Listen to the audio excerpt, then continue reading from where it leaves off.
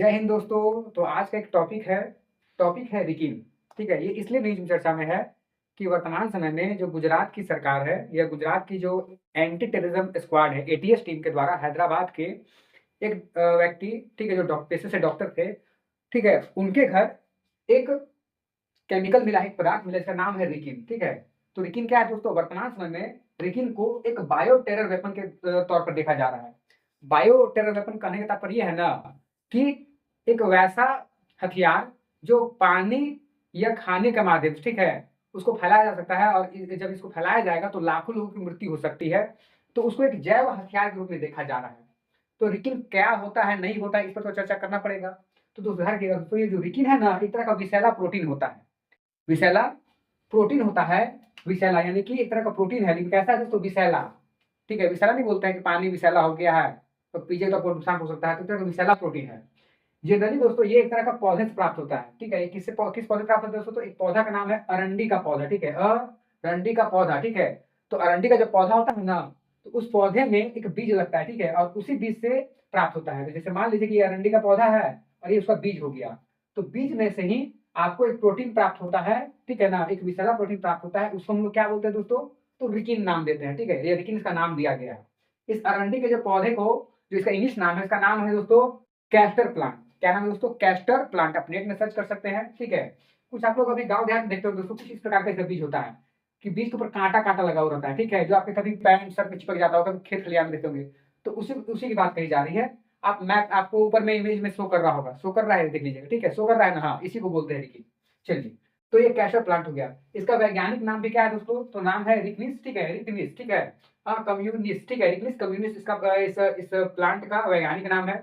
अच्छा, इसका प्रयोग क्या कहाँ किया जाता है दोस्तों? इसका प्रयोग कैंसर कोशिकाओं को मारने में किया जाता है। ठीक है, जिनको सेल कैंसर हो जाता है तो उन कोशिकाओं को रोकने में, क्योंकि आपको पता है कैंसर किसको बोलते हैं? तो कैंसर पता है किसको बोलते हैं आम भाषा में? कि जब आपके बॉडी में, ठीक है, खासकर आपको सेल कैंसर बता रहे हैं कि सेल कैंसर उसको बोलते हैं जब आपके बॉडी में बिना कारण, ठीक है, बिना कारण आपके बॉडी में सेल की मात्रा बढ़ती रहती है ना, तो उससे आपके बॉडी में सेल कैंसर हो जाता है। तो उस सेल के बढ़ने को रोकने के लिए इस प्रोटीन का काम लिया जाता है, इस प्रोटीन की हेल्प ली जाती है। ठीक है, और ये डॉक्टर लोग करते हैं। ठीक है, थोड़ा समझना पड़ेगा। चलिए, तो अब बात करते हैं खाली इसमें प्रयोग होता है नहीं, और जगह ऑयल का प्रयोग होता है। तो जो कैस्टर प्लांट है ना, उससे हमको क्या मिलता है दोस्तों? तो कैस्टर ऑयल मिलता है। जनरली उसको हम लोग वेजिटेबल ऑयल बोलते हैं, यानी अर्थात जितने भी प्लांट से किसी भी तरह का ऑयल मिले, ठीक है, कोई भी प्लांट हो, तो उसे जो भी ऑयल मिलता है उसको क्या बोलते हैं दोस्तों? Castor oil, sorry, vegetable oil बोलते हैं। ठीक है, तो कैस्टर ऑयल भी क्या हो गया? वेजिटेबल ऑयल हो गया। इसका प्रयोग कहाँ-कहाँ है दोस्तों?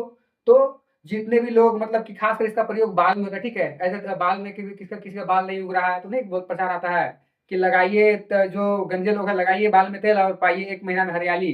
तो वहाँ कहीं पर बाल उगाने में हेल्प करता है। ठीक है, मॉइस्चराइज़र, ठीक है, जो आप लोग लगाते हैं क्रीम, सन लोशन लगाते हैं, उसमें प्रयोग होता है। किसी का दाग, खाज, खुजली हो गया है, उसमें भी इसका प्रयोग किया जाता है। खासकर इसका यूज़ इंडस्ट्री क्षेत्र में होता है। ठीक है ना? तो ये बेसिक हो गया। और जितने भी लोग, खासकर हम महिलाओं से बोलना चाहेंगे कि खासकर महिला पुरुष दोनों बोलना चाहेंगे, क्योंकि यहाँ पर हेयर केयर लिखा हुआ है। तो खासकर पुरुषों के लिए समस्या है कि आगे का बाल झड़ जा रहा है, शादी किया हुआ नहीं है, तो लोग सोचते हैं कैसे करें लीला। तो थोड़ा संभल कर आना पड़ेगा। और महिलाओं के लिए बोलना चाहेंगे कि इतना क्रीम नहीं लगाना है। ठीक है, इतना क्रीम नहीं लगाना है, लगाइए लेकिन थोड़ा बच कर, क्योंकि क्रीम भी आजकल बहुत नुकसान कर रहा है। ऐसा न्यूज आ रहा है कि वर्तमान समय में कि जो भी लोग ज्यादा मात्रा में क्रीम मॉइस्चराइजर का यूज कर रहे हैं उनको सेल कैंसर हो रहा है। ठीक है, पता नहीं आ रहा। चलिए, तो ये इसका यूज है। लेकिन ये दिक्कत क्या करता है ना, तो दिक्कत ये करता है ना कि अगर आपके बॉडी पार्ट में लग जाए कोई दिक्कत नहीं, लेकिन जैसे ही आपके बॉडी में ये इनटेक हो जाएगा, आपके बॉडी के शरीर के अंदर चला जाएगा ना, तो अब क्या होगा इसके माध्यम से कि ये आपके शरीर को नुकसान पहुंचा सकता है। कैसे? तो वो पहले बात देखते हैं, इसका जान लेते हैं कि इसका इतिहास थोड़ा क्या रहा है। ठीक है, बात करेंगे अभी अगली बार। ठीक है, तो बात में दोस्तों, इसको सबसे पहले, ये जो अमेरिका बदमाश है ना, ये हमेशा गंदा गंदा काम कौन करता है? अमेरिका करता है, अमेरिका और ब्रिटेन करता है, दूसरा कौन करता है? दूसरे देश पर। तो ये जो अमेरिका और जो ब्रिटेन है, सबसे पहले क्या किया ना, इस रिकिन नामक केमिकल को एज अ वेपन 1940 में एक्सपेरिमेंट कर रहा था कि क्या इसको वेपन की तरह इस्तेमाल कर सकते हैं। 1940 में सोचो, आज से 80 साल पहले अमेरिका ये पहले ट्राई कर चुका है, अमेरिका और ब्रिटेन, कि देखते हैं वेपन बनाकर, जय जय वेपन, ठीक है, बायो वेपन बना के देखते हैं। ठीक है, अब बात समझिए, फिर आगे चलकर भैया बोला कि 1980 के समय में ईरान भी एक्सपेरिमेंट कर रहा था, प्रयास कर रहा था कि इसको एज अ वेपन प्रयोग करे, लेकिन रुक गया। एक घटना होती है दोस्तों, एक 1978 की घटना है, 1978 की घटना है। एक देश है, नाम है बुल्गारिया, ठीक है, एक देश है बुल्गारिया, एक देश। वहां के एक प्रसिद्ध राइटर थे, उनको उनकी हत्या करने का प्रयास किया गया था इसी केमिकल के माध्यम से, ठीक है। इनका नाम था जॉर्ज, ठीक है, जॉर्जी मार्कोवा, ठीक है, जॉर्जी मार्कोवा एक राइटर थे बुल्गारिया के, उनको भी इसी केमिकल के माध्यम से मारने का प्रयास किया गया था। और ऐसा नहीं है कि ये सिर्फ इतिहास में एक बार हुआ है, ये काम अमेरिका में 2 बार किया गया है, और 2 बार कब हुआ है दोस्तों, तो 2020 में भी, ध्यान रखिए दोस्तों, 2020 में इस रिकिन केमिकल को, ठीक है, रिकिन केमिकल को ट्रंप को देने का प्रयास किया गया था। और 2013 में ओबामा को 2 बार प्रयास किया गया था इस केमिकल को देने का, और पाउडर फॉर्म में, ठीक है। इनको एक लिफाफा हैंड ओवर किया गया था, उस लिफाफे के बाहर ही क्या रिकिन पाउडर लगा हुआ था। जैसे ही आपके बॉडी में अंदर प्रवेश करेगा तो इससे आपको बहुत तरह के प्रॉब्लम हो सकती है। बात करते हैं कौन कौन सा प्रॉब्लम होगा, देखिए। अब बात करते हैं कि ये बॉडी है, कहाँ कहाँ इसका प्रभाव पड़ता है, बॉडी में क्या क्या प्रभाव पड़ता है, क्या मतलब बॉडी में क्या क्या प्रभाव पड़ता है। तो सबसे पहले क्या होगा दोस्तों ना, कि सांस लेने में दिक्कत होगा। क्या होगा दोस्तों, सांस लेने में दिक्कत होगा, और इंसान का जो है ना लो बीपी हो जाएगा। बीपी का दोस्तों लो हो जाएगा। बीपी लो कब होता है, जब आपका जो हार्ट है ना खून को बहुत ही धीरे सप्लाई करता है। और हाई बीपी कब हो जाएगा, जब किसी को जब गुस्सा चढ़ा दो तो कैसे दांत खींचता है कि सब मार के एकदम उड़ा देंगे। और जब कोई सुस्त देखो ना तो उसका मतलब क्या, उसका बीपी बहुत लो हो गया, एकदम सुस्ता रहेगा। कुछ बोलो, हाँ बोलो, वैसे ठीक है ना। तो लोगों में क्या हो जाएगा, सुस्ती आ जाएगा। अर्थात जब इंसान में लो बीपी हो जाता है ना तो बड़ा घबरा जाता है, ठीक है। ये हाई बीपी हो जाएगा उस टाइम घबरा जाता है। तो सांस लेने में जनरली दिक्कत होता है, ऐसे करेगा, ऐसे करेगा तो दिक्कत हो जाएगा भाई, कैसे होगा।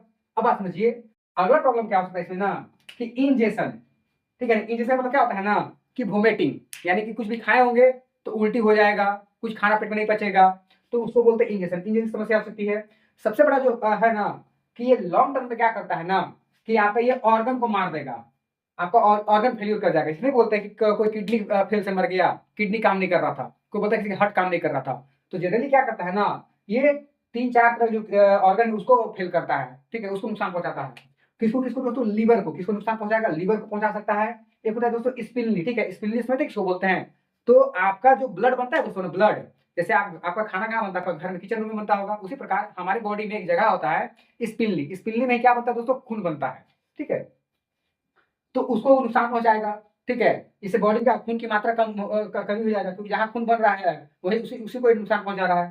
साथ में किडनी फेल्यूर हो जाएगा। क्या हो जाएगा दोस्तों, किडनी फेल्यूर हो जाएगा, ठीक है ना। किडनी क्या करता है, खून को साफ करने का काम करता है, तो वो मार देगा। या खासकर दारू ज्यादा पीते हैं उसमें भी नुकसान करेगा, तो ये होता है। अब जब ये सब होगा दोस्तों ना, तो ये सब मिलकर क्या करेगा, आपका बॉडी में इंटरनल ब्लीडिंग कर देगा। यानी कि आपको बॉडी में नहीं पता चलेगा कि बाहर से खून दिखेगा, लेकिन आपका अंदर में शरीर में जितने भी ऑर्गन उतने डैमेज हो जाएंगे ना, कि अंदर ही अंदर ब्लीडिंग होना शुरू हो जाएगा।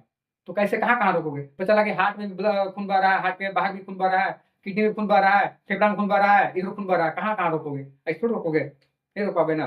अब बात समझो, इससे क्या होगा ना, कि जब दिया जाता है केमिकल, तो उम्मीद किया जाता है कि ये 36 से 72 घंटा के अंदर इंसान को मार देता है।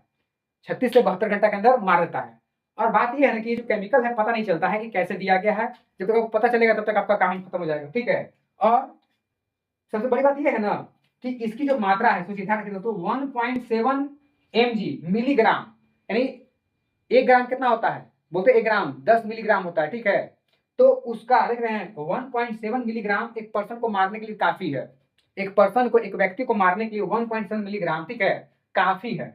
सबसे बड़ी बात ये है दोस्तों ना, कि इसका अभी तक एंटीडोट नहीं आया है, ठीक है। अभी इसका टेस्टिंग चल रहा है, पूरी तरह नहीं हुआ है, तो थोड़ा बचने का चांसेस कम है, ठीक है। जिसका आ जाएगा वह तो कोई दिक्कत नहीं है, ठीक है दोस्तों। यहाँ तक बात समझ में आ गई। अब बात करते हैं कि ये जो रिकिन है वो संक्रामक नहीं है, अर्थात ये एक जगह से दूसरी जगह अपने आप नहीं फैल सकता है। जैसे कोरोना था, वो एक जगह से दूसरी जगह फैल सकता था, अगर एक आदमी दूसरा दिन मिल रहा है ना तो फैलने का चांसेस था।